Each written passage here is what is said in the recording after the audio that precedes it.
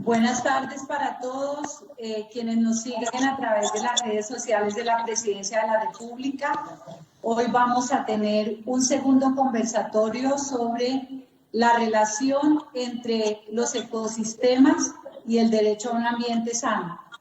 La Consejería Presidencial de Derechos Humanos y Asuntos Internacionales tiene como tarea la articulación de acciones entre las diferentes entidades del Estado, el sector privado, la academia, con el objetivo de lograr el respeto de los derechos humanos y la garantía de sus ejercicios.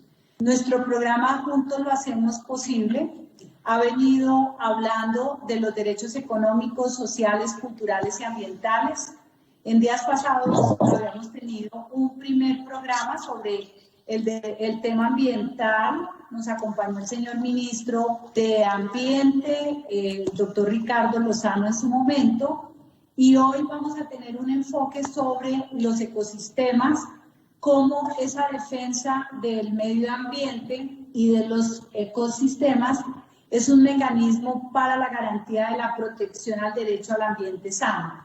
Nos acompañan la doctora Julia Miranda Londoño, directora de Parques Nacionales de Colombia, el doctor Fabio Arjona, director ejecutivo de la organización no gubernamental Conservación Internacional Colombia, de igual manera el capitán de navío Francisco Arias Izaza, director del Instituto de Investigaciones Marinas y Costeras José Benito Vives de Andrés, INVEMAR, y el doctor David Marín Cortés, director ejecutivo de la Secretaría para la Aplicación de la Legislación Ambiental del TLC Colombia, Estados Unidos, profesor y académico reconocido con una amplia experiencia y formación en Derecho Ambiental. Vamos entonces a tener la mirada hoy de los temas ambientales de nuestros ecosistemas frente a la garantía del derecho sano. Recordemos que este programa tiene dos bases fundamentales. Primero, la solidaridad, un llamado que ha hecho la Alta Comisionada de Derechos Humanos de Naciones Unidas para que el mundo, a través de la solidaridad, pueda rescatar lo que lamentablemente nos acabó la pandemia. Y el llamado que ha hecho nuestro presidente Iván Duque para que la resiliencia, que es una característica especial del pueblo colombiano, sea fundamental en la recuperación de todo lo que nos queda por delante después de la pandemia del COVID-19. Entonces, el enfoque eminentemente de hoy es sobre ecosistemas, derechos humanos, y para ello pues le voy a dar la palabra a la doctora Julia Miranda, quien lleva el liderazgo en todo el tema de parques nacionales y además ha tenido la responsabilidad de implementar también los llamados que ha hecho el sistema de Naciones Unidas para efectos de buscar ese equilibrio de un desarrollo sostenible, la conservación, la preservación de un lado, pero también en una concertación de intereses entre las comunidades que están asentadas en nuestros ecosistemas y obviamente el desarrollo que es fundamental para la generación de empleo y para un crecimiento económico. Entonces, doctora Julia, esta primera visión desde Parques Nacionales. Muchas gracias, doctora Nancy Patricia Gutiérrez. Muy agradecida por esta invitación para que podamos con los amigos que están en este panel hablar de este importante tema del medio ambiente y los derechos humanos. Realmente Colombia es un país líder en este reconocimiento y yo diría que desde hace muchos años, de manera muy temprana, Colombia se dio cuenta de que la riqueza natural que tenemos era un gran patrimonio y nos dimos a la tarea de desarrollar los diferentes instrumentos para poder conservar esa riqueza natural. El Código de Recursos Naturales en 1974 y las diferentes participaciones de expertos de Colombia en reuniones internacionales, en el Convenio de Diversidad Biológica que comenzamos a desarrollar muy rápidamente, incluso antes, cuando en la Constitución de 1991 se plasmó el derecho al medio ambiente sano y se estableció que el interés público prima sobre el interés particular y normas que indican claramente, por ejemplo, que la propiedad privada tiene una función ecológica y el desarrollo institucional que creó Colombia a partir del Sistema Nacional Ambiental, creando el Ministerio de Ambiente en 1993, todo el Sistema Nacional Ambiental con los institutos de investigación, las autoridades ambientales como las corporaciones autónomas regionales, parques nacionales, toda esta institucionalidad y estas normas que nos ha permitido trabajar de manera consistente en la conservación de nuestro patrimonio natural. El primer parque nacional se declaró en 1960. Por eso Parques Nacionales lo conmemora este año, son los 60 años, y desde entonces se han declarado consistentemente como parte de la política pública 59 parques nacionales y áreas protegidas regionales, reservas de la sociedad civil que forman parte del Sistema Nacional de Áreas Protegidas, que hoy cuenta con más de 1.300 áreas y que cubren un área del territorio de 31 millones de hectáreas. Esto ha sido, como digo, una política consistente en los planes de desarrollo de los diferentes gobiernos, que nos ha permitido de una manera sólida ir superando obstáculos. Los hemos tenido muchísimos y los seguimos teniendo, pero dando una muestra clara de que como país cumplimos el convenio de diversidad biológica, las metas específicas del convenio, declarando nuestras áreas protegidas, manejándolas de manera eficaz y trabajando con la sociedad civil, las instituciones, para lograr esa conservación efectiva de nuestro patrimonio natural, de nuestra riqueza natural. Para comenzar ahí, dejar como un abrebocas, doctora Nancy Patricia, para que mis colegas sigan elaborando sobre el tema. Gracias, doctora Julia.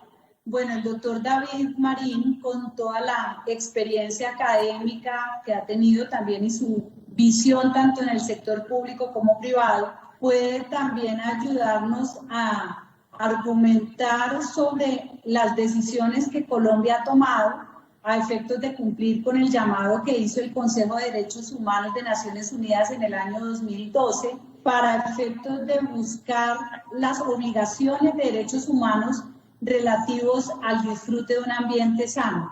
Un comentario al respecto, doctor David, por favor.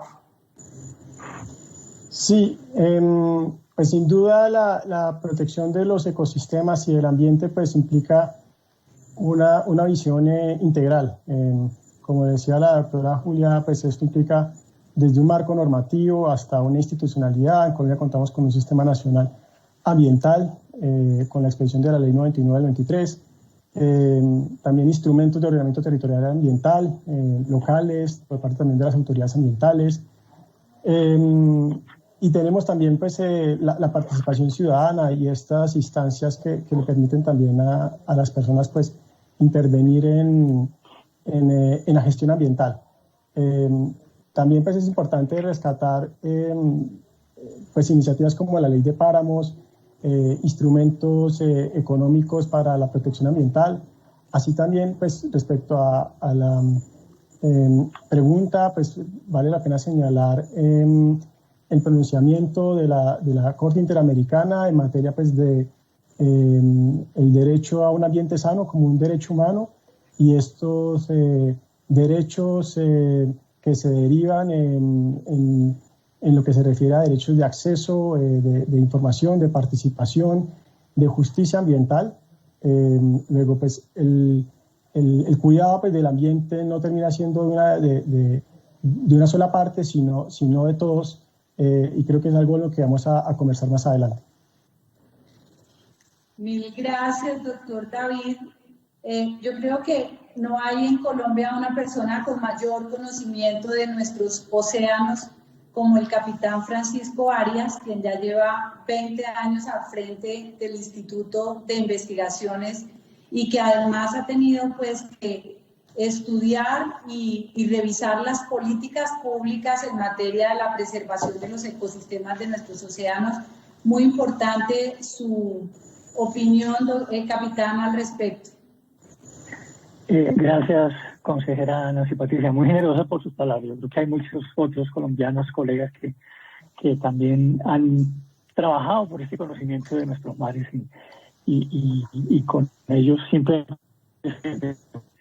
Pero, a ver, sí, mi tema son los mares y, por supuesto, desde hace años tratando de que los colombianos entendamos la importancia y lo que significan para todos nosotros nuestros mares. Sabemos además que muchas, y esto lo enmarco dentro del tema que nos plantea alrededor de derechos humanos, muchas de nuestras comunidades costeras dependen prácticamente de manera exclusiva de los bienes y servicios ambientales que ofrecen nuestros mares. Un poco asociándolo a lo que pudiéramos llamar la estadística universal alrededor de los océanos, que pues a veces se nos olvida, primero que no son infinitos, que todo lo que hagamos en el continente termina en los océanos y nos va a afectar de una u otra manera. Lo segundo, que pues el origen de la vida se dio precisamente en el océano y por eso dependemos tan fundamentalmente de la salud de los océanos para todas nuestras actividades vitales. Y un poco pues haciendo este paralelo, alrededor de 3.000 millones de personas dependen directamente de los productos del mar. Esto corresponde más o menos a casi el 40-50% de la población mundial. Y en el caso de Colombia, trayendo esto al paralelo, nuestras comunidades costeras dependen casi exclusivamente de lo que producen nuestros mares. De ahí que la salud de los océanos y de nuestras costas sea clave para esas comunidades, que adicionalmente son las comunidades más vulnerables de nuestra nación.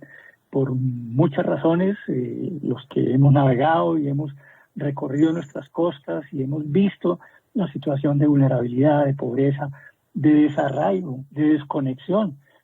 Recordemos que hay muchas zonas en nuestro Pacífico que a duras penas tienen comunicación por vía marítima, no hay comunicación por tierra, no hay comunicación por aire, no hay forma casi que llegar allá.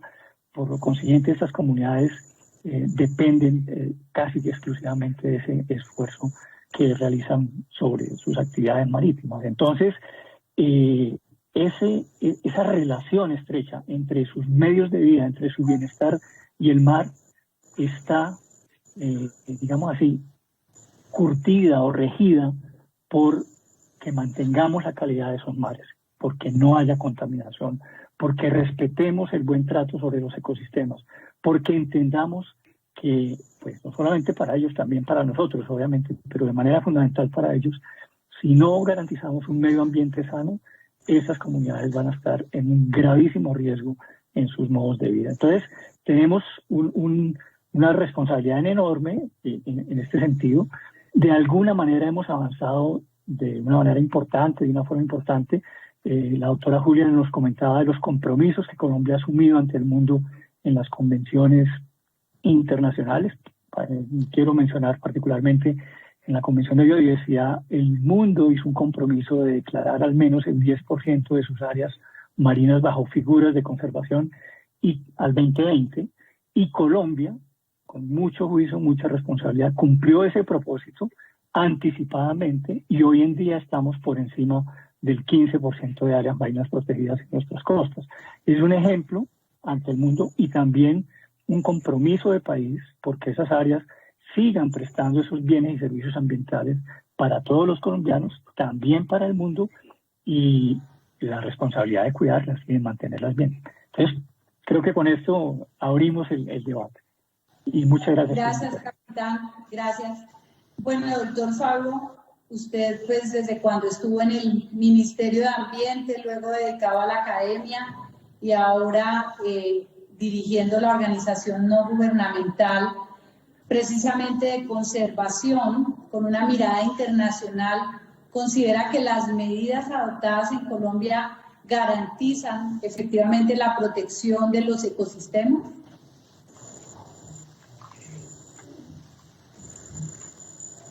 Yo en este caso preferiría ver el vaso medio lleno. Nos falta mucho cambio, pero también no se puede negar que hemos hecho mucho. Desde el año 38, cuando el Ministerio de Economía de su momento, el año 38 del siglo pasado, declaró la primera reserva forestal protectora como la figura precursora a lo que iban a ser las áreas protegidas, comenzó un reconocimiento de los servicios ecosistémicos que significan para la sociedad. Hoy tenemos un sistema de áreas protegidas nacionales muy fuerte, con mucho crecimiento, alcanzando metas y tal vez en uno de los países con mayor biodiversidad del planeta, que nos hace sentir un poco optimistas hacia el futuro. Esto por el lado de lo que significa la protección de los bienes y servicios ambientales para toda una sociedad, que está reflejado básicamente en su sistema nacional de áreas protegidas. Ahora bien, Colombia tiene un enorme reconocimiento sobre los territorios étnicos. Entre parques nacionales y territorios étnicos tenemos más del 50% de nuestro territorio nacional. No todo es color de rosa, hay problemas de gobernanza y problemas de territorialidad y seguridad. Somos uno de los pocos países del planeta donde hay un reconocimiento sobre comunidades afro como territorios, como indigenous peoples, por llamarlo de alguna manera, como territorios étnicos. Muy pocos países en el mundo tienen ese reconocimiento y con eso estamos dando un paso hacia la integralidad de un territorio tan importante como el Chocó biogeográfico, donde están básicamente asentados. Ahora me gustaría ir a un ejemplo puntual de lo que significa para la sociedad en su conjunto eso, un ejemplo terrestre y un ejemplo marino, aprovechando la presencia de Capi y Julita en esta conversación. Un ejemplo terrestre. Doctora Nancy Patricia, usted que ha sido un galadit cundinamarqués en el tema ha sido parlamentaria por Cundinamarca y demás, y conoce muy bien el territorio. Tenemos un ejemplo muy significativo con Chingaza. La semana pasada Chingaza fue reconocido por la UICN como la lista verde, o sea, los parques nacionales con mayor integridad del planeta. Chingaza está en las goteras de Bogotá y Chingaza es el responsable de nuestra competitividad. Bogotá queda a 1.000 kilómetros de los puertos, tanto Pacífico como Caribe, en unas carreteras con conectividad bastante regular. 1 kilo de carga a cualquiera de los puertos vale mucho más que de ahí a Tokio, a Hong Kong. Y no es una ciudad industrial. El elemento de competitividad de Bogotá es el agua. Tenemos un programa regional de agua y ciudades con Ciudad de México y Río de Janeiro, y le pongo el ejemplo, Ciudad de México, que sí es una ciudad industrial y que es una economía mucho más fuerte, tiene que subir 28 metros cúbicos por segundo, 1.200 metros para abastecer el 40% de la población. Es una estación de bombeo de agua potable más grande del mundo, un consumo energético cercano al de Panamá. Imagínense si, doctora Nancy Patricia, si nosotros no tuviéramos ese servicio ambiental para la sociedad que nos hace ser competitivos. Eso es un ejemplo práctico de un parque relativamente pequeño, por no hablar de Chiribiquete y demás, pero que refleja la supervivencia, competitividad, estilo de vida de 9 millones de personas y el 25% del PIB nacional. Entonces, el tema de derechos ambientales, el tema de comunidades, no solamente se refleja solo en la protección de comunidades, sino la protección de los servicios para la gente en general. La gente necesita de la naturaleza y no viceversa. Y eso se refleja en lo que el país ha hecho. Un ejemplo marino, que muy poco conocido en el país.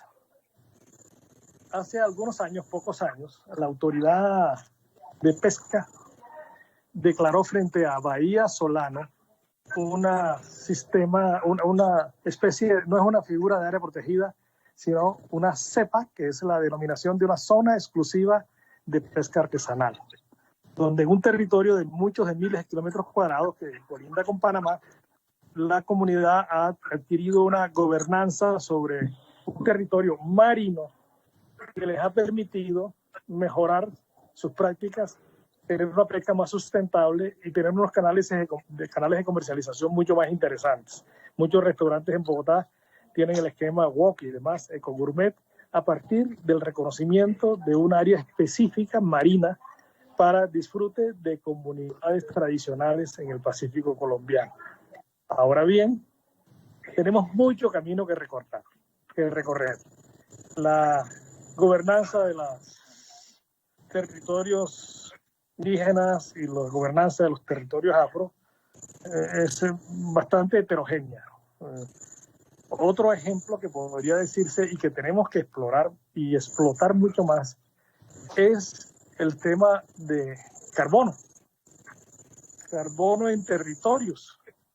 Colombia tiene un impuesto al carbono muy interesante y además tiene un mecanismo de no causación del impuesto que ha permitido, y hay ejemplos, lo importante es cuando hay un ejemplo, con algunas comunidades del Pacífico colombiano, el cual el país le hizo un reconocimiento sobre sus territorios ancestrales, y en este caso es una comunidad de Chocó, Caribe, que se llama Cocomasur, que ha desarrollado un proyecto de carbono y está recibiendo los derechos a esos beneficios ambientales que significan los certificados de reducción de emisiones de carbono contenido en su territorio. Por otro lado, también tenemos ejemplos malos. Tenemos muchos problemas de gobernanza en territorios, agresión, problemas de inseguridad, minería ilegal, narcotráfico, ni hablar. Pero yo pensaría que sí tenemos posibilidades de salir adelante con los ejemplos buenos y impulsar esquemas que la institucionalidad colombiana a través de la historia ha hecho en el tema de parques nacionales, el tema de reconocimiento de comunidades indígenas, el tema de derechos humanos. Es un tema donde yo veo el vaso medio lleno. Gracias, doctor Fabio. Bueno, ha puesto un tema que sin lugar a dudas la doctora Julia nos puede ampliar, precisamente ese manejo de la conservación de los parques, la gobernanza y la relación con las comunidades que allí habitan, y cómo ha sido la decisión del gobierno, pues tanto tiempo que también la doctora Julia tiene frente a la unidad de parques nacionales, por cuanto la Oficina de Naciones Unidas para el Medio Ambiente ha hecho ese llamado a mantener el equilibrio del desarrollo sostenible, que los ecosistemas deben tener un propósito común de garantizar el agua, la energía, el sustento y obviamente también posibilidades de generación de empleo, pero con toda la actividad participativa que tenemos en Colombia, comunidades, organizaciones sociales, pues siempre se generan unas corrientes eminentemente conservacionistas. ¿Cuál es esa visión desde parques naturales para precisamente garantizar ese equilibrio y que haya un objetivo no solo de conservación, sino también de acceso a los servicios que se pueden prestar y que derivan en otros derechos para muchas otras personas, como por ejemplo el suministro del agua? Muy interesante la pregunta, porque nos permite contarle a la audiencia que la columna vertebral del trabajo de parques nacionales es precisamente la relación con las comunidades locales, con las autoridades locales, las alcaldías, las gobernaciones, las autoridades ambientales en las regiones.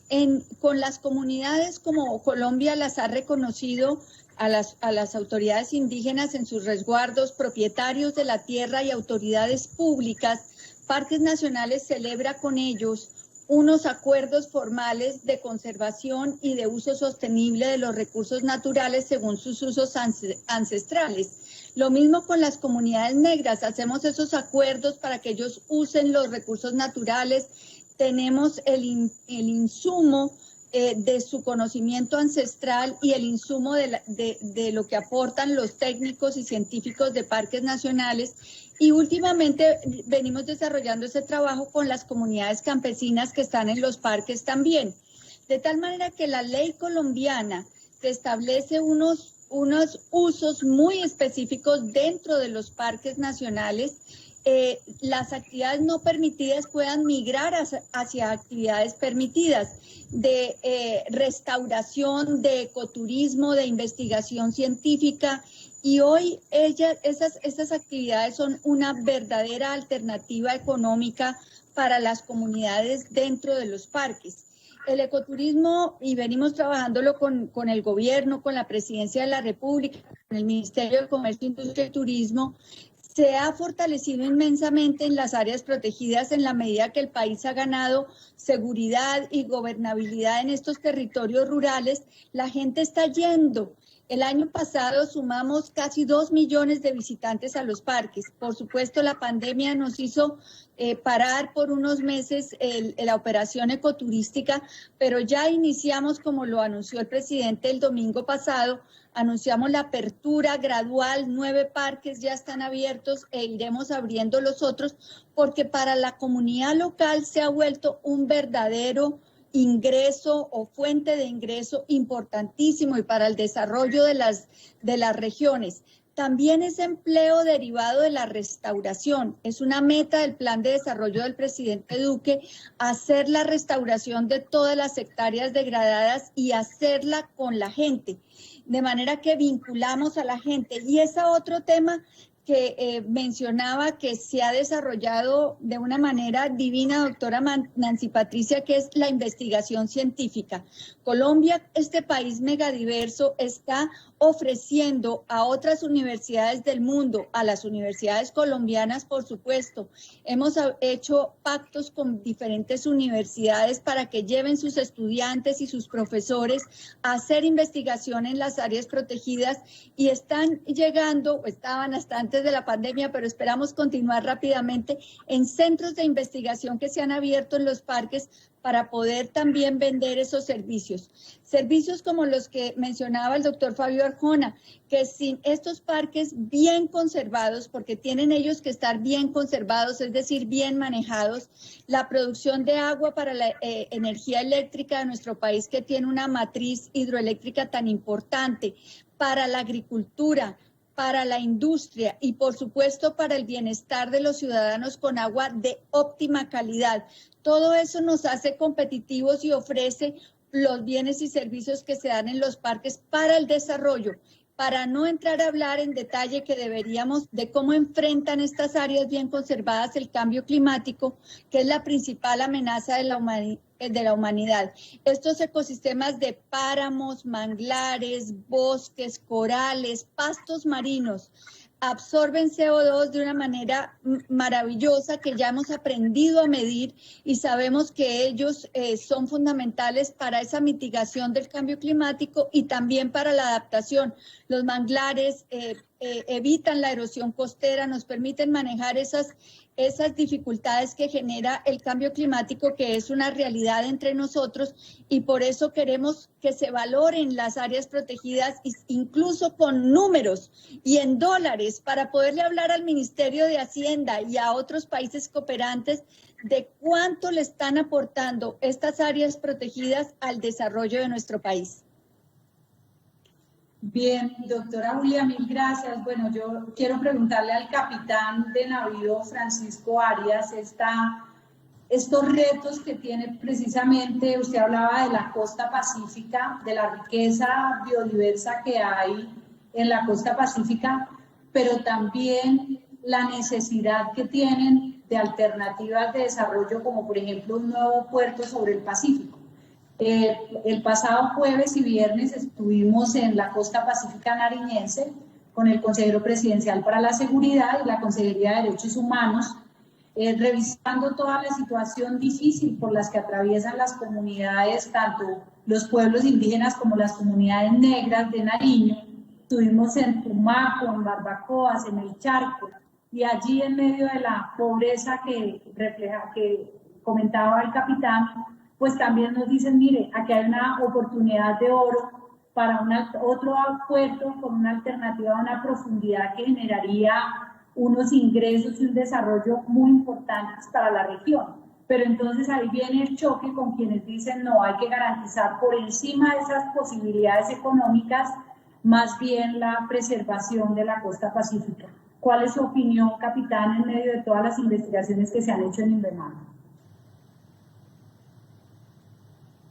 El micrófono, capitán, el micrófono. Gracias. Perdemos a veces nuestra conexión con todas estas nuevas tecnologías. Bien, no, parto de una afirmación que a mí me gusta siempre ratificar. Son comunidades que tienen dificultades económicas, pero no son pobres, son tremendamente ricas en términos de cultura, en términos de las formas de vida, en términos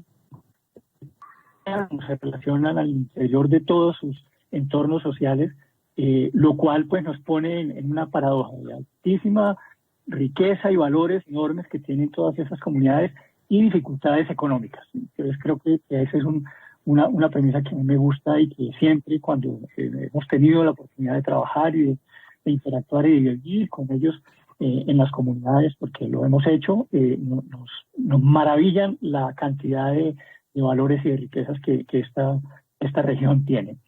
Lo segundo es que el análisis de las, digamos así, oportunidades del transporte y del comercio internacional en el Pacífico pasan por hacer un análisis no solamente desde la perspectiva de lo económico, sino también desde la perspectiva de los valores y los atributos que el sistema natural ofrece para la construcción de esas facilidades portuarias. Tenemos una serie de debates alrededor de dónde instalar los puertos en el Pacífico.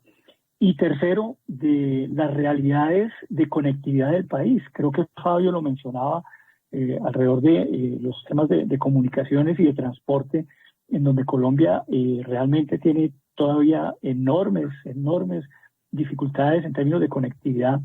Y ese análisis de dónde instalar nuestros puertos para la fachada del Pacífico, cuáles son las, la identificación de conectividades realmente con un potencial económico debe pasar por ahí. La región de Tumaco además tiene unas realidades sociales y económicas que han conducido precisamente a muchas comunidades a entrar dentro de los circuitos de economías ilícitas, precisamente porque no tienen otras posibilidades desde el punto de vista económico. Entonces, ese análisis que debe ser, como digo, a conciencia, desde la mirada de lo que yo llamaría ambiental, de lo relativo a los recursos naturales, de los atributos geofísicos y biológicos del territorio. Lo segundo, de las realidades culturales. Y lo tercero, de las realidades económicas, de efectivamente ser puertos competitivos, ser puertos con profundidades que no exijan grandes inversiones de mantenimiento y circuitos económicos accesibles con otros países, con la región de la Cuenca del Pacífico, con otras formas de aprovechamiento de los sistemas naturales. No solamente está ahí la pesca, están los potenciales de la biotecnología derivados de la riqueza enorme que tiene el país en términos de biodiversidad, pero que sin desarrollo científico y tecnológico no va a servir para nada. Otros lo van a aprovechar. Entonces, ese análisis que pasaría por evaluar y balancear todas esas potenciales que tenemos, deberían ser la guía y la manera de tomar esas decisiones. Creo que hay unas cosas todavía pendientes de revisar. La región de Tumaco tiene un potencial enorme, muy interesante desde el punto de vista biotecnológico, en donde hay que enfatizar el desarrollo de esas capacidades de país, en donde yo creo que no hemos avanzado. Allá ahí tenemos todavía unos retos importantísimos y que nos permitirían, digamos así, desviar las presiones típicas que ejercemos sobre los ecosistemas, encontrar unas nuevas formas de aprovechamiento de los sistemas naturales muchísimo más sostenibles, no simplemente extractivos como ha sido tradicionalmente, y que esto amarrado a los valores culturales de esa región podrían ser un desarrollo y una oportunidad interesante para nuestro Pacífico. Bueno, para seguir en esta discusión del desarrollo sostenible, Doctor Arjona, ¿usted cómo ve esta discusión de la utilización de nuestros océanos? Porque no es solamente en el tema de parques, sino también en todo el manejo pues, hidrográfico del país. Hablando de Tumaco, muy triste, precisamente, que toda la riqueza hídrica sea utilizada por grupos ilegales que, entre otras, se aprovechan también de las condiciones de las reservas indígenas y de las comunidades negras para tener cultivos ilícitos, y se genera a partir de eso una economía ilícita que acaba con el medio ambiente y que viola los derechos humanos de las poblaciones que están allí asentadas. ¿Cómo conseguir ese equilibrio en el desarrollo, doctor Arjona? Bueno, no es ningún secreto que el principal enemigo de la conservación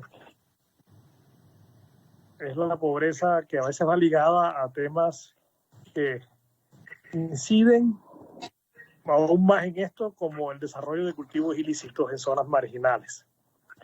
Ahora bien, gran parte de la ecuación de sostenibilidad de un país es utilizar eficientemente los recursos disponibles, incluyendo el tema de infraestructura, y hacerlo de forma inteligente. Hacer una mezcla de Green Gray Infrastructure, que es lo que está bogando ahora el Foro Económico Mundial, todas las multilaterales y demás, y hacerlo eficientemente. Entonces, las propuestas de infraestructura deben estar enfocadas en eso. Para mí el mejor puerto del Pacífico es mejorar la conectividad de las carreteras. Ese es el mejor puerto. Buenaventura está en un 50% de capacidad instalada y no hay ninguna barrera insalvable para mejorarlo. Plagados y cosas, digamos. Y plantear otro tipo de infraestructura, como se hizo hace unos años en Bahía Málaga, que hoy es un área protegida. Los aquí presentes estuvimos en eso. Y como lo reciente de Tribugá, que es un sinsentido, y no un sinsentido por opinión, ni por histeria ambiental, ni siquiera por opinión de expertos. Es porque hemos demostrado que la pérdida de servicios ecosistémicos solamente en el área de puerto equivale a más de $200 millones. Y una opinión, que es un paper escrito en una revista indexada, que es Economy and Ecology, el cual tiene revisión de pares. Entonces está lejos de ser una opinión. Lógicamente que el Pacífico es una región que ha tenido poca atención del Estado, que requiere mucho de impulsar la verdadera vocación que tiene económica. Pues no estoy hablando de conservación per se, sino vocación económica. Con el INPEMAR, otros actores, estamos desarrollando en el Caribe un proyecto de Blue Carbon, proyecto piloto, que es carbono contenido en manglares para comunidades, con el apoyo de Apple. El principal socio científico es el INPEMAR, el CAPI está aquí presente, es testigo de eso, y estamos en las últimas de cambio para tener el primer proyecto con metodología BCS, que es la metodología más avanzada que acaba de salir, para tener el primer proyecto de carbono azul en manglares, con beneficio de comunidades. Si logramos extrapolar eso a los manglares más exuberantes del Pacífico Este tropical, que están localizados en el Pacífico, seguramente vamos a tener un tema que una más esa ecuación de la vocación natural, la posibilidad de valorizar los servicios ecosistémicos con el beneficio de comunidades. Entonces yo pienso que el tema debe enfocarse hacia dónde debe estar ubicado y cuál es nuestro contexto social, nuestro contexto económico y nuestro contexto natural y cultural. Muy bien, mil gracias.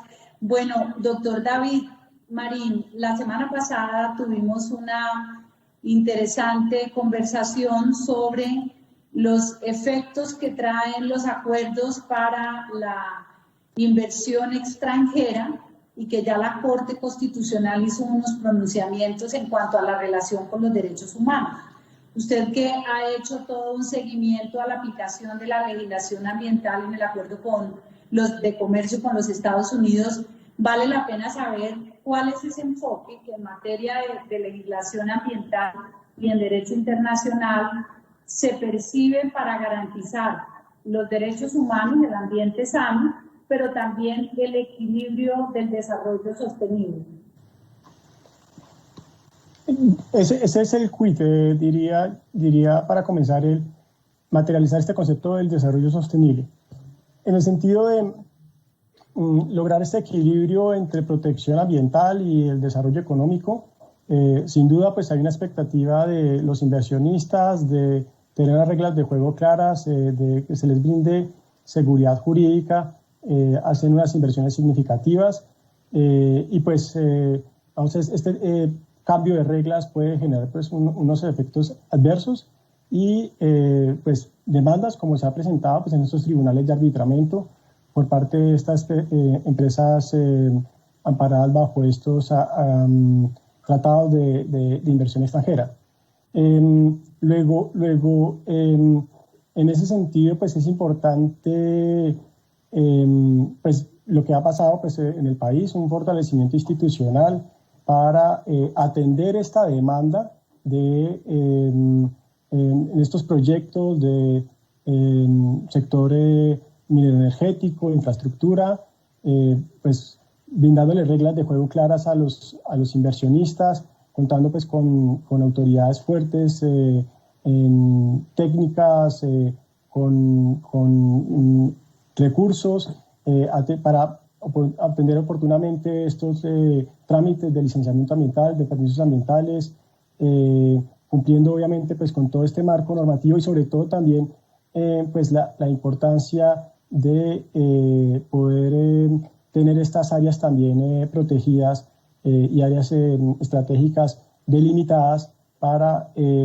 pues, tratar de evitar, digamos, que estos conflictos que puedan surgir entre estos proyectos económicos y la protección del ambiente. Luego, es un tema sensible, pero hay que, en cierta manera, pues, tratar de armonizar estos intereses para pues, no afectar pues, la competitividad del país, siendo interesantes en el mercado, frente a otros mercados, pero pues, cuidando nuestra riqueza natural y precisamente también pues, logrando pues, un crecimiento económico a través de un uso racional de nuestros recursos. Bueno, yo creo que terminamos esta parte del enfoque del desarrollo sostenible y no puedo dejar de preguntarles la opinión frente al programa que el presidente Iván Duque presentó y es la meta de 180 millones de árboles sembrados de aquí al 2022. En días pasados se hizo el reporte que van a la fecha 35 millones de árboles sembrados, pero la meta a diciembre 31 es de 50 millones. ¿Cómo se ha involucrado el sistema de parques nacionales para lograr esa meta, doctora Julia? El micrófono. Gracias. De una manera muy importante porque para parques nacionales parte de su meta es cumplir la meta de gobierno de la restauración, y en la restauración nosotros estamos haciendo siembra de árboles. Nosotros debemos restaurar un poco más de 500.000 hectáreas del área de Parque Nacional, y para eso hemos logrado conseguir recursos de la cooperación internacional, de las compensaciones de las licencias ambientales que nos han permitido con estas fuentes principalmente, cooperación como por ejemplo de la Unión Europea, del KfW o compensación de las licencias ambientales de varios proyectos importantes que se orientan precisamente a la restauración.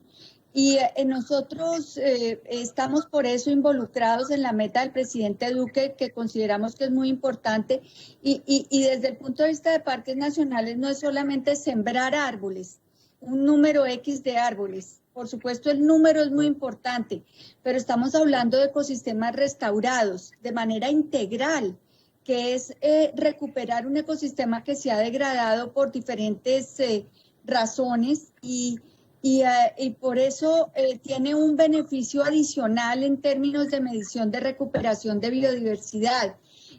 La meta del gobierno es la restauración de 8.000 hectáreas.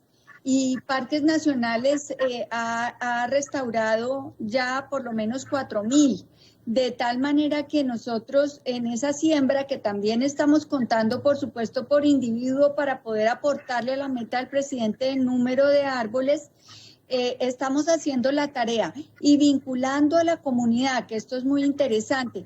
El proyecto, por ejemplo, de restauración de manglares, que se hizo hace varios años en la Ciénaga Grande de Santa Marta, fue un ejemplo a nivel global, premiado internacionalmente, porque se hizo con la comunidad, y al haber sido hecho con la comunidad, ellos recogían las semillas, desarrollaban las plántulas en sus casas y después las llevaban y las plantaban con una indicación de parques nacionales. Pues la apropiación por ese bosque de manglar era total. Ellos mismos lo decían, y cuando evaluábamos el resultado de este proyecto decían: nunca más en esta familia, o como dirían en la costa, ¿cierto, Fabito? Más nunca volveremos a talar mangles, más nunca volveremos a usar mangles para carbón o para nuestras casas o para nuestras cercas, porque sabemos lo que significa el manglar conservado y que se haya desarrollado desde la semilla hasta tenerlo hoy de más de 5 metros de altura. Y así lo estamos haciendo en todos los demás ecosistemas. Tenemos restauración en Yariguíes, en Catatumbo, en el Parque Macarena, en el Parque Tinigua. Tenemos que restaurar el Parque Nucac, la Reserva Nucac y muchas otras áreas que necesitan esa recuperación del ecosistema a través de siembra de miles y millones de árboles con la comunidad. Y hoy tenemos al Ejército de Colombia vinculado a esta iniciativa.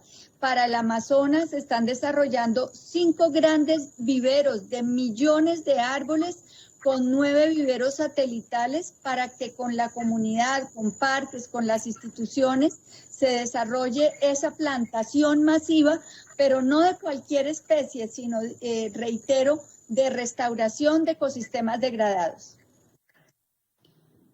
Muy bien, bueno, al doctor David Marín voy a empezar a leer preguntas que ya me han llegado. Hay muchas preguntas de quienes nos siguen por las redes sociales de la Presidencia de la República. Es que definitivamente el tema ambiental genera mucha inquietud y mucha opinión, no solamente de los jóvenes que están muy involucrados con los temas ambientales, sino en general. En Colombia hemos logrado avanzar en la concientización de la riqueza de la biodiversidad y de las oportunidades que ella nos genera, y la necesidad también de preservarla. Me dicen que para el doctor David Marín, ¿qué piensa de la reciente decisión de ANLA sobre archivar el proceso de licenciamiento en Santurbán y en el Golfo de Tribugá, teniendo en cuenta que son tesoros ambientales, pero que también generarían opciones económicas para el desarrollo? No, yo diría que estos procesos de licenciamiento ambiental deben tener pues, un carácter técnico, participativo. Este pronunciamiento pues, de la ANLA, estos pronunciamientos de la ANLA pues, están basados en los conceptos técnicos. Entiendo pues, que hubo participación también de un equipo técnico muy fuerte, sin duda también pues, participación ciudadana. Y estos espacios pues, son una garantía, como decía también, en unos derechos de acceso establecidos en la Declaración de Río, en el Acuerdo de Escazú, que se tramita en el Congreso. Y en esa medida, pues estas decisiones de otorgamiento o no de licencia ambiental pues son decisiones que, más que un carácter pues, político, deben tener un fundamento técnico, basado pues, en estos estudios de impacto ambiental, y pues sin duda también los interesados tienen la posibilidad pues, de cuestionar la decisión y eventualmente pues, acudir ante las instancias judiciales, pero pues digamos que al final también la decisión precisamente tiene que estar muy sólida y con este sustento de estos conceptos técnicos, de visitas de campo, teniendo en cuenta pues, estas variables ambientales y sociales, porque no solamente pues, se tienen en cuenta pues, los impactos al ambiente como tal, sino también respecto a las comunidades, y en esa medida entonces pues, estas decisiones pues, deben tener este ropaje pues, jurídico y técnico, y pues en esa medida creo que pues así pues deben ser abordados estos temas que sin duda pues van a ser sensibles por los intereses económicos, por los intereses también pues de la comunidad pues hay que pues mirar también pues qué pasará con la posibilidad de recursos, eventualmente pues alguna demanda a nivel judicial, pero pues personalmente pienso que este tipo de decisiones deben tener este tipo de respaldo. Bien, ¿el doctor Fabio se nos fue o por aquí nos queda? Aquí estoy. Bueno, doctor Fabio, me dicen que le quieren preguntar cómo garantizar la conservación de especies y con ello el derecho a un ambiente sano y el derecho a la alimentación y la soberanía alimentaria. Miércoles. Si tuviera la respuesta exacta sería el rey del planeta. Pero bueno, yo creo que Colombia tiene diferentes mecanismos de conservación de especies. Nosotros somos un país de amplísima biodiversidad. Tenemos contenido, gran parte del porcentaje de especies de biodiversidad a nivel planetario en un territorio relativamente corto. Tenemos el mayor número de aves, uno de los mayores números de reptiles. Somos campeones mundiales en sapos y culebras. Entonces tenemos una riqueza natural enorme y que tenemos una responsabilidad también por ser signatarios del convenio de diversidad biológica de proteger esas especies. Entonces, en ese sentido tenemos nuestro mecanismo institucional a través del ministerio, tema de categorización de especies, un tema de protección, lo cual son muy importantes para los servicios ecosistémicos y para la economía.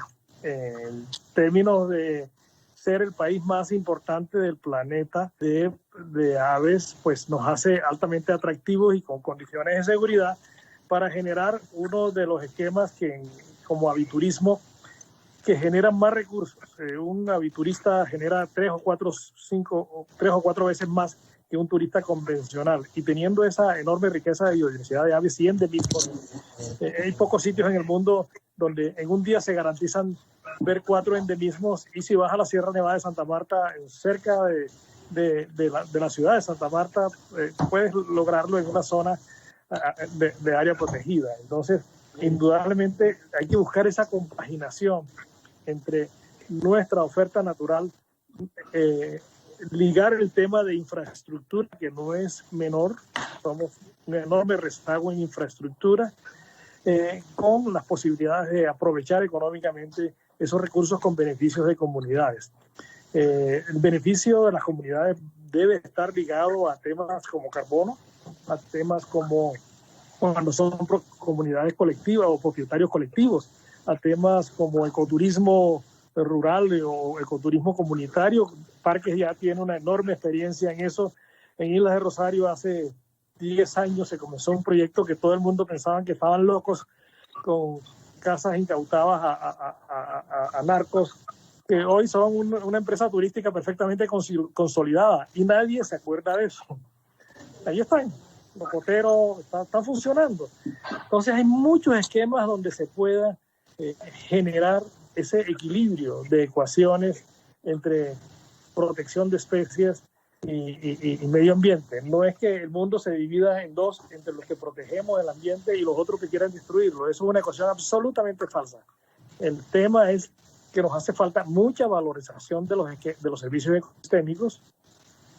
El caso reciente del ejemplo de los 2 proyectos que están suspendidos, que son por diferentes razones, ¿no?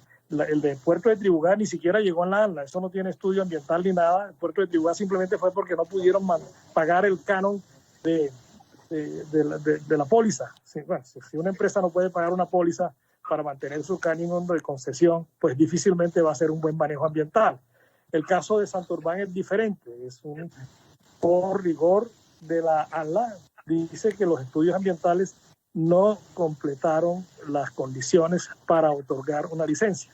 Eso no quiere decir que ahí no pueda haber un proyecto. Ojo, el proyecto no está en Santurbán, el proyecto está abajo de Santurbán. Es un título minero otorgado por el gobierno, la agencia minera, Y esos municipios de ahí se llaman, uno se llama Betas, no sé por qué será, y otro se llama California, en una pendiente de 30 grados, entonces no debe ser por lo plano. Hay una actividad aurífera ahí, hay una actividad minera que en caso de lograrse un real equilibrio, de hacer una minería adecuada, no veo por qué el país no lo pueda hacer y aprovechar ese recurso para disminuir uno de los factores que más afectan y más comprometen nuestro equilibrio y nuestra sostenibilidad y el medio ambiente, que es la pobreza.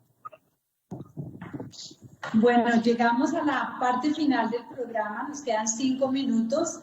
Vayan pensando mientras le pregunto al capitán cómo desde Invermar, qué medidas se han visto que puedan fortalecer la explotación sostenible de la pesca, que según preguntan aquí, pues es uno de los sectores de mayores posibilidades, teniendo sobre todo, pues teniendo en cuenta la zona pacífica.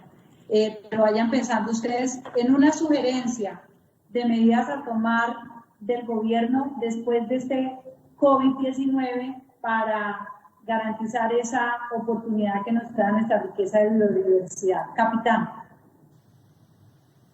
Muy bien, sí. A ver, primero hay que plantear el hecho de que Colombia, aún con ser un país con una fachada caribe, una fachada del Pacífico, no es una gran, sus aguas no ofrecen una gran volumen desde el punto de vista pesquero. No somos como lo es el Perú, o el norte de Chile, Ecuador o la costa occidental del África. Nuestras aguas tienen, digamos así, unas limitaciones que nos ponen en desventaja frente a lo que podría ser un potencial pesquero desde el punto de vista de volumen enorme. Pero sí son aguas biodiversas.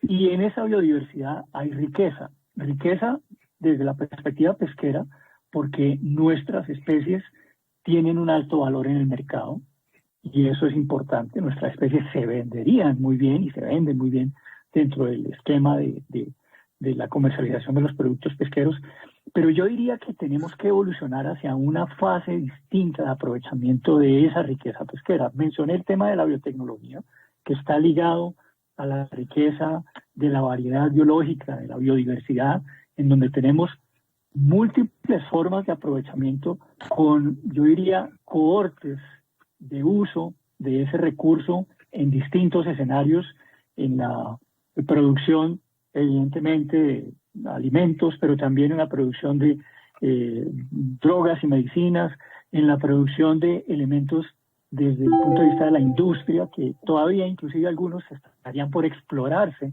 dentro de lo que pudiera ser una iniciativa biotecnológica importante para el país. Y así podríamos derivar una serie de usos distintos a los tradicionales extractivos, a unos de alto valor agregado, en donde la base tecnológica, el conocimiento de las comunidades ancestrales, porque ahí hay también una riqueza desde el punto de vista de información y de datos que tenemos que aprovechar y procesar adecuadamente para aprovechar esa riqueza de la biodiversidad, en donde seguramente tendríamos un potencial. Pero un poco, y voy a tomar el ejemplo que puso Fabio alrededor de lo que se está dando en la cepa de la región de Vallasolano, es que ahí logramos, primero, con base en la ciencia, la información que el instituto pudo aportar en términos de conocimiento de lo que hay como oferta ambiental en un recurso específico que era camarón, que en este momento tenía, o en ese momento, cuando empezó el trabajo nuestro hace unos 4 o 5 años, una situación de conflicto entre los pescadores artesanales y los pescadores industriales. Logramos desmitificar una serie de prevenciones con los artesanales y con los industriales, definir de común acuerdo, con la ayuda de las autoridades ambientales, con la ayuda de las ONGs, pero sobre todo con la ayuda de la ciencia, definir que la zona tenía un potencial para sostener las dos pesquerías, la artesanal y la industrial, que ambas tenían que hacer unos acuerdos en términos de zonas de pesca, en términos de épocas de pesca, en términos de artes de pesca y en términos de volúmenes de pesca. logramos sentar estos dos intereses conflictivos que inclusive llegaron hasta agredirse en algún momento, a llegar a unos acuerdos, a definir claramente unas reglas de juego y que hoy están demostrando que no solamente había potencial para ambas comunidades, sino que hoy estas dos comunidades están colaborando entre sí. Cuando hay excesos de producción en los industriales, recurren a los artesanales para la comercialización y el manejo de esos productos. Y cuando los artesanales tienen dificultades, porque también las tienen dificultades, por ejemplo, en cadena de frío que los industriales tienen, recurren a los industriales y se están asociando para tener ambos beneficios. Pero el mayor beneficiado es el medio ambiente, porque con estos sistemas adecuados de manejo, las pesquerías no solamente se han incrementado, sino que hemos visto que son sostenibles en el tiempo.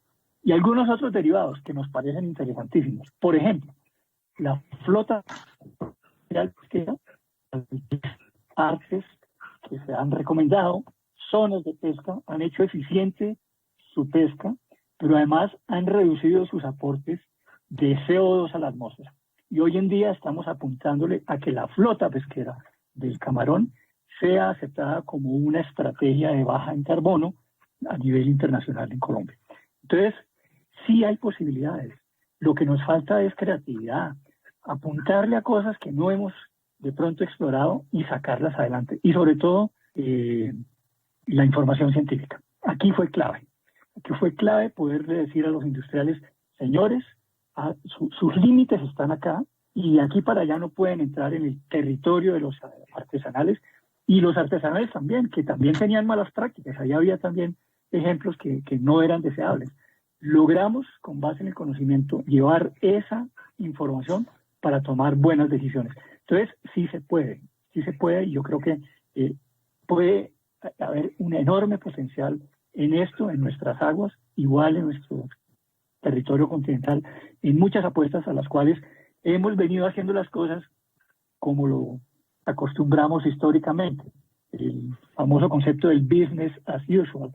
Tenemos que romper esos paradigmas, tenemos que entrar y explorar, y hay que aprovechar conocimientos ancestrales, conocimiento científico, ponerlos juntos y avanzar. Gracias, capitán. Bueno, un minuto, doctor Marín, para su sugerencia.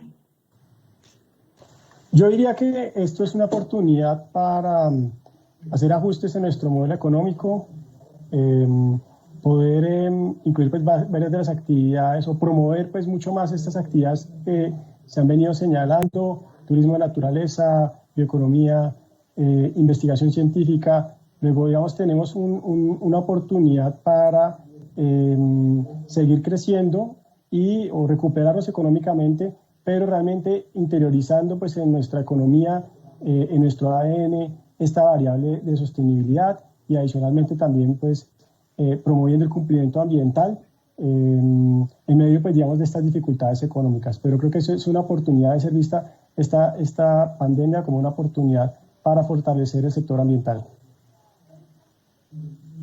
Bueno, doctora Arjona, el minuto para su sugerencia. El micrófono. El micrófono, doctor Fabio. Se quedó Hola. como congelado allá. Hola, ya. Pues yo creo que la gran conclusión es que la inclusión forma parte de la sostenibilidad. El tema de derechos humanos no es un anexo a la sostenibilidad, es una condición sine qua non. Sin la participación, sin el respeto al reconocimiento que se tienen las comunidades, la gente, los grupos étnicos, el ciudadano del común, no vamos a tener nunca sostenibilidad. Es parte inherente y no es un anexo. Gracias. Por eso la importancia de consejerías como la que tiene a su cargo la doctora Nancy Patricia. Muy gracias, doctor Fabio. Le voy a dar el cierre con el permiso aquí del capitán a la doctora Julia para que nos dé el mensaje final.